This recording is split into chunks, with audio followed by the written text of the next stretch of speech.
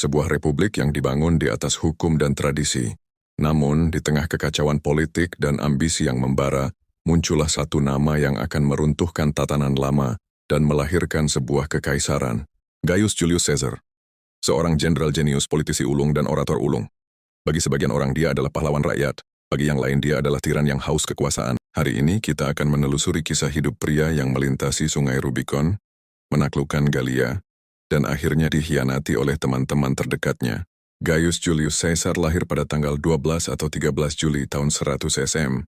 Meskipun keluarganya gens Julia mengklaim sebagai keturunan Iulus, putra pahlawan Troya, Aeneas, dan Dewi Venus, kenyataannya mereka tidak kaya raya. Caesar tumbuh besar di Subura, sebuah distrik di Roma yang padat, bising, dan kumuh. Tinggal di sana membuat Caesar muda terbiasa berinteraksi dengan rakyat jelata, plebeyan. Pengalaman inilah yang nantinya membuat ia sangat pandai mengambil hati rakyat kecil. Sebuah senjata politik yang tidak dimiliki bangsawan Roma lainnya. Ayah Caesar sering bepergian untuk tugas negara, sehingga pengaruh terbesar dalam hidupnya adalah ibunya, Aurelia Cotta. Aurelia dikenal sebagai wanita yang cerdas, disiplin, dan sangat menjaga martabat keluarga. Aurelia memastikan Caesar mendapatkan pendidikan terbaik. Aurelia juga mengajari Caesar belajar bahasa Yunani, sastra, dan retorika seni berbicara di depan umum. Di saat itu di Roma, kemampuan bicara adalah kunci kekuasaan, dan Caesar kecil adalah murid yang sangat menonjol. Pada usia 16 tahun, tahun 84 SM, hidup Caesar berubah drastis. Ayahnya meninggal tiba-tiba saat sedang mengenakan sepatunya di pagi hari. Di usia yang masih sangat muda, Caesar mendadak menjadi paterfamilias atau kepala keluarga. Ia memikul tanggung jawab besar untuk ibu dan saudara-saudara perempuannya di tengah situasi politik Roma yang sedang membara. Masa remaja Caesar diwarnai oleh perang saudara antara pamannya, Gaius Marius, pemimpin faksi rakyat, melawan Sulla, pemimpin faksi bangsawan konservatif. Saat Sulla menang dan menjadi diktator, Caesar berada dalam bahaya besar karena hubungan keluarganya dengan Marius. Sulla juga memerintahkan Caesar untuk menceraikan istrinya Cornelia sebagai tanda kesetiaan. Namun Caesar yang masih remaja menunjukkan keberanian luar biasa. Ia menolak. Akibatnya, Caesar harus melarikan diri dari Roma, kehilangan harta warisannya, dan hidup dalam persembunyian di hutan-hutan Italia sambil menderita demam berdarah. Setelah melalui banyak tekanan dari kerabat keluarga, Sulla akhirnya memberi pengampunan kepada Caesar. Namun Sulla sempat memberikan peringatan yang sangat terkenal kepada para pengikutnya. Kalian tidak mengerti. Di dalam diri pemuda Caesar ini terdapat banyak sosok seperti Marius. Sulla melihat ada api ambisi yang sangat besar di mata pemuda itu. Api yang suatu saat nanti akan membakar Republik Romawi. Setelah mengalahkan Pompei pada tahun 48–45 sebelum Masehi dalam Perang Saudara, Caesar kembali ke Roma sebagai orang terkuat di dunia. Satu persatu, lawan politiknya tunduk.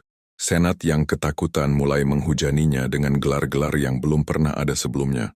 Ia bukan lagi sekadar jenderal. Ia adalah pusat gravitasi Roma. Puncak kekuasaannya terjadi pada awal tahun 44 SM.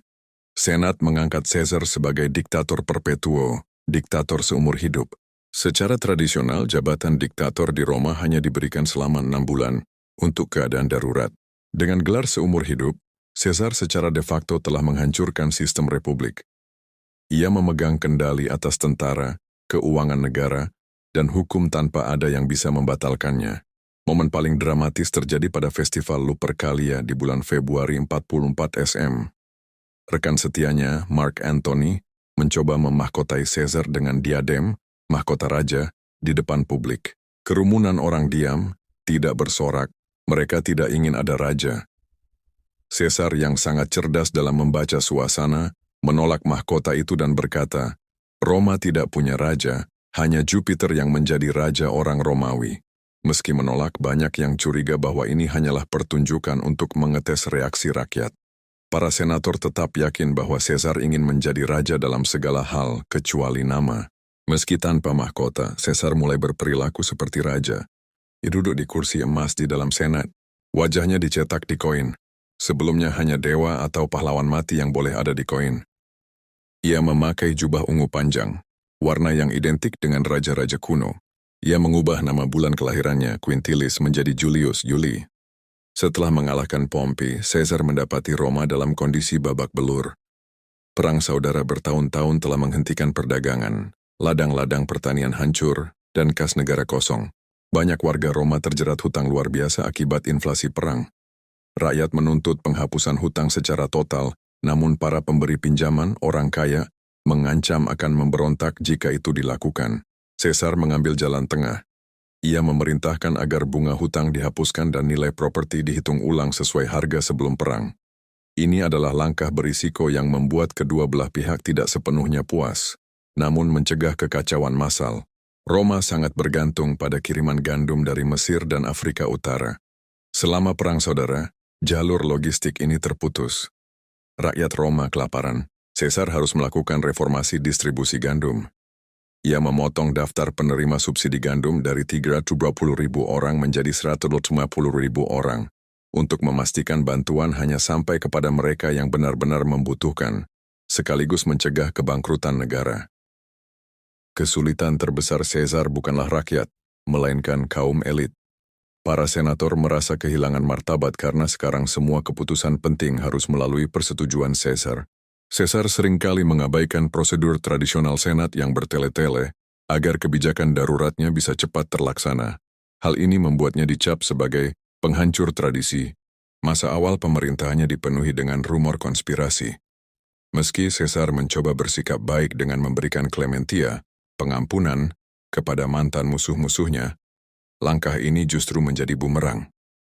Di mana orang-orang yang ia ampuni, termasuk Brutus dan Cassius, tetap merasa dendam karena mereka sekarang berhutang nyawa kepada seorang diktator. Bagi bangsawan Roma yang sombong, berhutang nyawa adalah sebuah penghinaan. Setelah memenangkan perang saudara, Caesar merayakan kejayaannya dengan mengadakan 4 triumph, parade kemenangan, besar berturut-turut di Roma. Ia merayakan kemenangannya atas Galia, Mesir, Pontus, dan Afrika. Dalam parade ini emas hasil jarahan dipamerkan untuk rakyat dan ribuan tawanan berbaris di belakang keretanya. Ia memberikan hadiah uang yang sangat besar kepada setiap prajuritnya dan pesta makan besar bagi seluruh warga Roma. Saat inilah Caesar dipuja layaknya manusia setengah dewa oleh rakyat jelata. Salah satu warisan paling abadi dari masa kejayaannya adalah perbaikan sistem waktu. Sebelum Caesar, kalender Romawi sangat kacau dan sering dimanipulasi untuk kepentingan politik. Dengan bantuan astronom dari Mesir, Caesar memperkenalkan kalender Julian, yang menetapkan 1 tahun terdiri dari 365,25 hari. Ia juga menyisipkan sistem tahun kabisat. Kalender inilah yang menjadi dasar kalender Masehi yang kita gunakan hingga hari ini. Sebagai penghormatan, Senat mengubah nama bulan Quintilis menjadi Julius, Juli. Di samping menambahkan penanggalan kalender Masehi, Caesar menggunakan kekayaannya untuk membangun kembali Roma, agar setara dengan kemegahan Alexandria atau Athena. Ia membangun alun-alun baru yang sangat mewah dengan kuil untuk Dewi Venus di tengahnya. Ia memerintahkan pembangunan perpustakaan publik pertama di Roma, mengeringkan rawa-rawa untuk lahan pertanian, dan memperluas pelabuhan Ostia untuk memperlancar perdagangan gandum. Ia juga membangun kembali kota kuno Carthage dan Corinth yang sebelumnya telah hancur, menjadikannya pusat ekonomi baru bagi veteran. Berbeda dengan diktator sebelumnya seperti Sulla yang membantai musuh politiknya, masa kejayaan Caesar dikenal karena kebijakan Clementia, pengampunan. Masa kejayaan ini juga ditandai dengan efisiensi militernya yang luar biasa. Saat memadamkan pemberontakan di timur hanya dalam waktu 5 hari, ia mengirim pesan singkat dan ikonik kepada Senat. Veni, Vidi, Vici, saya datang, saya melihat, saya menang. Kalimat ini merangkum betapa dominannya kekuasaan Caesar saat itu. Tidak ada musuh yang mampu menahannya. Meskipun Caesar berada di puncak kekuasaan, langit Roma seolah memberi pertanda buruk. Seorang peramal bernama Spurina memperingatkan Caesar agar waspada terhadap bahaya yang akan datang, paling lambat, pada tanggal 15 Maret, Ides of March. Pada malam sebelum kejadian, istrinya, Calpurnia, bermimpi melihat Caesar tewas bersimbah darah di pelukannya dan memohon agar Caesar tidak pergi ke Senat hari itu. Caesar sempat ragu, namun salah satu konspirator, Decimus Brutus, meyakinkannya untuk tetap datang agar tidak terlihat lemah di depan para senator. Karena gedung Senat yang asli sedang direnovasi, Pertemuan diadakan di Teater Pompi. Para konspirator yang menyebut diri mereka sebagai liberatores pembebas telah menyembunyikan belati di dalam toga mereka. Saat Caesar berjalan menuju gedung, ia bertemu kembali dengan Spurina dan mengejeknya. "It's of March sudah tiba, dan aku baik-baik saja." Spurina menjawab dengan tenang.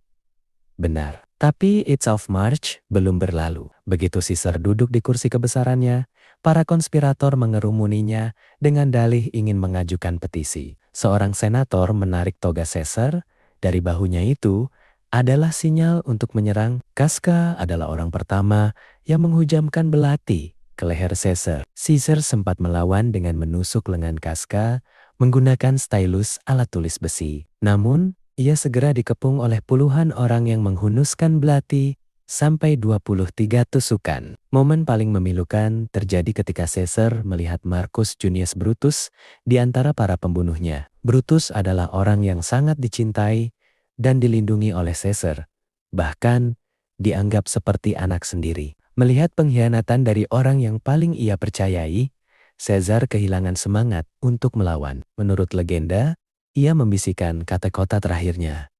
"Atu, Brut, kau juga Brutus?" Ia kemudian menarik toganya untuk menutupi wajahnya dan jatuh tersungkur di kaki patung saingan lamanya. Para konspirator berlari keluar sambil berteriak, "Rakyat Roma, kita bebas kembali." Namun, mereka salah besar. Rakyat tidak bersorak. Mereka justru ketakutan dan marah. Caesar adalah pahlawan bagi rakyat kecil. Pembunuhan ini bukannya menyelamatkan republik, malah memicu perang saudara yang jauh lebih besar. Pada akhirnya, kekuasaan absolut tetap jatuh ke satu tangan, yaitu putra angkat Caesar, Octavianus Augustus, yang menjadi kaisar resmi pertama Roma.